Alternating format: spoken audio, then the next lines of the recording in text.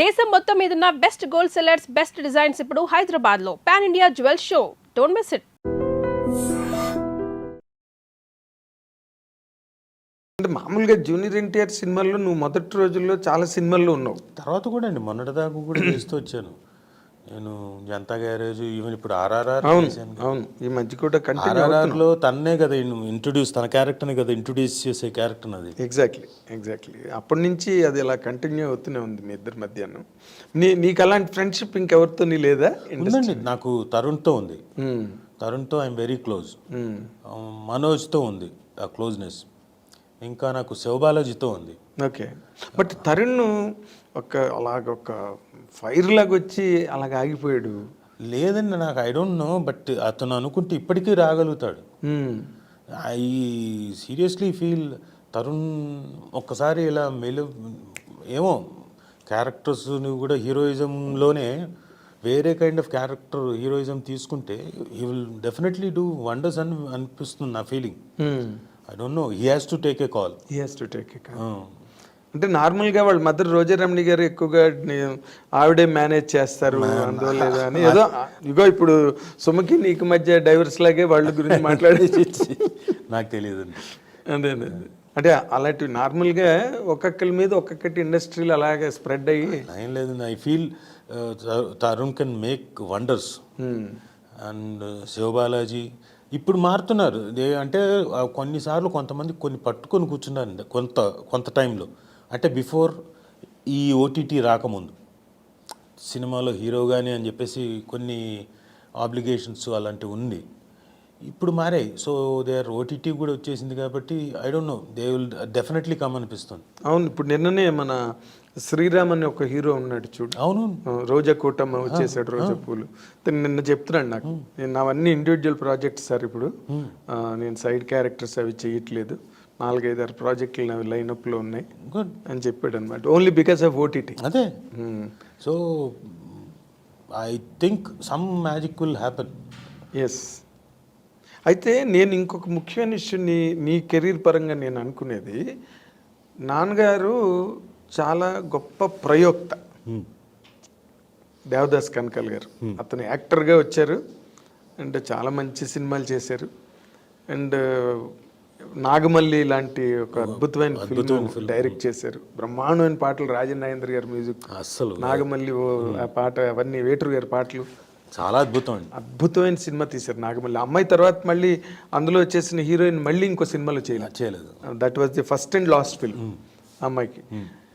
నువ్వు దేవదాస్ కనకాల్ గారి అబ్బాయి అయ్యి నువ్వు ఎందుకు అసలు డైరెక్షన్ అన్న పాయింటే నువ్వు అసలు కెరీర్లో ఎంటర్టైన్ చేయలేదు? అంటే నేను ఇవన్నీ విన్నానండి. మా ఫాదర్, అంటే మీకు తెలియడం కోసం చెప్తున్నా, యాక్చువల్లీ పూణే ఫిల్మ్ ఇన్స్టిట్యూట్లో సౌత్ ఇండియాలో first trained actor is mister Devadas Kanakala. Yes. ఆయన చదువుకొని వచ్చిన తర్వాత చెన్నైకి వచ్చేసి ఇంకేముంది మనకు లైఫ్ అంతా రెడ్ కార్పెట్టే, చెన్నైకి వెళ్ళంగానే మనకి పిలిచేస్తారు, వేషాలు వచ్చేస్తాయి అనుకుని దిగారు. వెళ్తే ఎవరెందుకు పట్టించుకుంటారు, ఆల్రెడీ ఎవరికి వాళ్ళు, మీరు ఇందాక అన్నారు చూడండి, ఒక లాబింగ్ ఉంటుంది, అలాంటి లాబింగ్ ఉంటుంది వాళ్ళకి. సో ఈయన్ని పట్టించుకోలేదు. రాత్రికి రాత్రి వేషాలు మారిపోయిన సందర్భాలు ఉన్నాయి కదా సినిమాలో. సో పట్టించుకోలేదు. ఇదేంటిది ఎవరు పట్టించుకోవట్లేదు అని చెప్పేసి ఈయన హీ గాట్ అప్సెట్. ఆ టైంలో ఒకే ఒక సినిమా, అంటే ఒక 2 సినిమాలు చేశాడు ఆయన. ఏంటంటే బుద్ధిమంతుడు, అక్కినేని నాగేశ్వరరావు గారి పక్కన ఫ్రెండ్ క్యారెక్టర్, ఆ పడవ లాంచి ఎక్కి ఓ అనే భూమి మీద సుఖపడితే తప్పు లేదు ఆ సాంగ్లో వెనక ఓ అని చెప్పేసి ఫ్రెండ్ క్యారెక్టర్ చేశారు. ఆ తర్వాత విశ్వనాథ్ గారి డైరెక్షన్లో కాలం మారింది అనుకుంటా.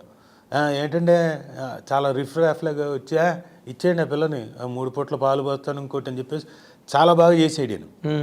ఈయనకి ఆ వేషం రాదనుకొని వెళ్ళాడు. ఈయన చెప్పడం నాకేం చెప్పాడంటే, విశ్వనాథ్ గారు మామూలుగా ఏం వచ్చింది అడుగుడ్డులే అని చెప్పేసి, నాకు ఆ నెగిటివ్ యాటిట్యూడ్ ఉండిందిరా, ఆ నెగిటివ్ యాటిట్యూడ్తో వెళ్ళాను, రాదనుకునే వెళ్ళాను, అదే బాగా పనిచేసింది, వెంటనే వచ్చింది నాకు ఆ ఒక్క సీను, చాలా బాగా చేసాం, పేరు వచ్చింది. ఆ తర్వాత ఏం రాలేదు వేషాలు, సర్వైవల్ కావాలి కదా. ఈ లోపల నేను అప్లై చేశాను సాంగ్ అండ్ డ్రామా డివిజన్కి, హైదరాబాద్లో సాంగ్ అండ్ డ్రామా డివిజన్కి. అది సెంట్రల్ గవర్నమెంట్ జాబ్. అది వచ్చింది, జాబ్ వచ్చింది. సో ఈ షిఫ్టెడ్ టు హైదరాబాద్కి వచ్చి సెంట్రల్ గవర్నమెంట్ జాబ్ హ్యాపీగా ఉంది. అక్కడే మా అమ్మని చూశారు. అంతకుముందే చూశాడు మా అమ్మని ఎక్కడో మా నాన్న, ఎవరు ఈ మహానటి ఇంత బాగా చేస్తుంది అనుకున్నాడు. అయిపోయింది. తర్వాత సాంగ డ్రామా డివిజన్కి వచ్చిన తర్వాత పక్కనే కొలీగ్స్గా ఉన్న తర్వాత లవ్లో పడ్డారు, ప్రేమించారు, పెళ్లి చేసుకున్నారు.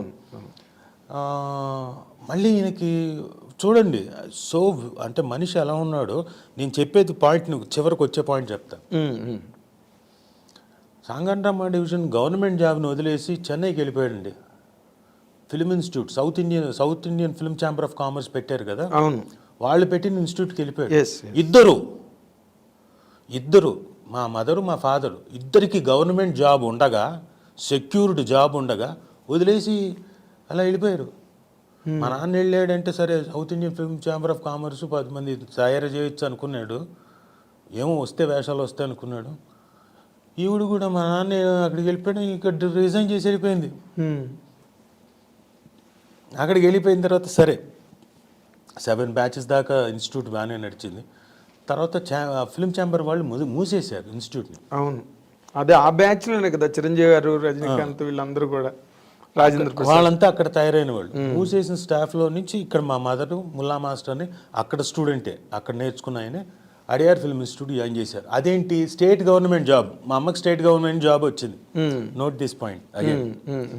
మా అన్న అప్పటిదాకా ఉన్నవాడు, మంచి వేషాలు వచ్చాయి. ఓ సీత కథ పెద్ద హిట్, చాలా పెద్ద హిట్, 4 లాంగ్వేజెస్లో. ఇంకా అది తీద్దామని అందరూ మలయాళం నుంచి, తమిళ నుంచి, ఈయనకి లాంగ్వేజ్ ప్రాబ్లం ఉంది. అవును, తమిళ రాదు, ఎన్నాళ్ళైనా రాలేదు, బ్యారియర్ ఉండింది. అవును, అదే సినిమాని బాలుచంద్ర గారు అనుకోండి, బాలుచంద్ర గారే తీశారు. ఎవరితోటి, రజనీకాంత్ గారితో. ఇది సేమ్ మా నాన్న ఏదైతే చేశారో క్యారెక్టర్, అదే క్యారెక్టర్ని రజనీకాంత్ గారి స్టైల్ అంతా నాన్న దగ్గర నుంచి వచ్చిందే, ఆ జుట్టు ఎగరేయడం. అవును, ఎస్ ఎస్, అది ఫస్ట్ సినిమాలో ఆయన కూడా అలా ఎగిరేసి అలా వచ్చారు, సేమ్ ఇది. అవును, సో ఆ లాంగ్వేజ్ ఆయనకు అక్కడ ఆ వేషాలు. ఇంకా ఆ తర్వాత సిరిసిరి మువ్వ, మాంగళ్యానికి మరో ముడి, ఇలాంటి ఒక విశ్వనాథ్ గారి దగ్గర చేస్తూ అక్కడే ఒక 6-7 సినిమాలు చేశారు. తర్వాత ఏమనుకున్నాడంటే ఈయన, ఎంతకాలం ఇది నేను ఇన్స్టిట్యూట్లోంచి స్టూడెంట్స్కి వస్తున్నాయి మహా అంటే మొత్తం అంతా 7 బ్యాచ్ల్లో చూసుకుంటే 10 మందికో 15 మంది 20 మందికి వచ్చింది, ఇంకా మిగతా వాళ్ళకి రావాలి కదా అని చెప్పేసి ఉద్దేశంతో ఈయన డైరెక్షన్ మొదలుపెట్టి ఈ వాంటెడ్ టు ఇన్స్టిట్యూట్ వదిలేశారు. అంటే ఇంకా క్లోజ్ అయిపోయింది కదా, ఇంకా దాంట్లో కష్టాలు, డబ్బులు రావు, చేతికి రావు, ఇంకా అంటే మిగతా వాళ్ళందరికీ ప్రాబ్లమ్స్, డబ్బులు ఇవ్వకపోవడాలు, ఇవన్నీ. తర్వాత ఈయన డైరెక్షన్ మొదలుపెట్టిన దాంట్లో ఒకటి చలిచేమలు బాగానే ఉండింది, నిజం పోయింది. అవును, మీరన్న నాగమల్లి సాంగ్స్ పరంగా చాలా పెద్ద హిట్, కానీ సినిమా పెద్దగా ఆడలేదు, రెవెన్యూ పరంగా రాలేదు. So average film. సో 2-3 సినిమాలు అలా అయ్యేసరికి ఇది కాదనుకున్నాడు. ఏంటి ఏదోదో అయిపోతుంది నా లైఫ్, అక్కడి నుంచి ఇక్కడికి వచ్చాను, ఇక్కడి నుంచి ఎక్కడే అనుకున్నాడు. అదే టైంలో ఏఆర్ కృష్ణ గారు ఇక్కడ రిపట్రీ, ఆంధ్రప్రదేశ్ రిపట్రీ ఉండింది. దేవదాస్ నువ్వు ఇక్కడికి వచ్చే ఇక్కడ టీచింగ్ అని చెప్పేసాను. అది సెమీ గవర్నమెంట్. అంటే ఇక్కడికి వచ్చి ఈయన నైట్ వెళ్ళిపోదాం పదా, రిపట్రీ అక్కడ పెడుతున్నాడు ఏఆర్ కృష్ణ గారు అంటే, మా అమ్మ స్టేట్ గవర్నమెంట్ జాబ్ రిజైన్ చేసి వచ్చేసింది ఇక్కడికి. ఇది సెమీ గవర్నమెంట్. ఇక్కడ స్టైఫండ్ ఇచ్చి ఆర్టిస్టులను తయారు చేస్తారు. అక్కడే మన దీక్షిత్ గారు, భిక్షు గారు వీళ్ళంతా నేర్చుకుంది. వీళ్ళంతా 2 years అక్కడి నుంచి మళ్ళీ మధు ఫిల్మ్ ఇన్స్టిట్యూట్ షిఫ్ట్ అయ్యారు 2 years తర్వాత.